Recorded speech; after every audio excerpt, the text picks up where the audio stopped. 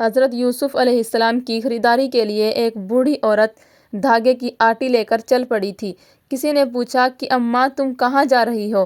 کہنے لگی یوسف کو خریدنے جا رہی ہوں۔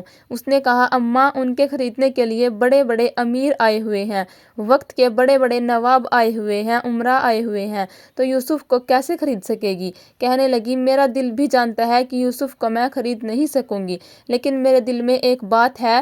وہ کہنے لگا کون سی بات ہے؟ کہنے لگی کل قیامت کے دن جب اللہ رب العزت کہیں گے کہ میرے یوسف کو خریدنے والے کہاں ہیں، تو میں بھی یوسف کو خریداروں میں شامل ہو سکوں گی۔ اسی طرح میرے دوستو، جب اللہ تعالیٰ ہمارے اسلاف صالحین اپنی زندگی کی اتنی اتنی عبادتیں پیش کریں گے تو ہم بھی زندگی کا تھوڑا سا قیمتی وقت ہی پیش کر دیں کہ یا اللہ اور کچھ نہ کر سکے، البتہ رات کی تنہائی میں کچھ گھڑی ذکر کر لیا کرتے تھے اور چند لمحے آپ کے ولی کی صحبت میں بیٹھ جایا کرتے تھے۔ بے شک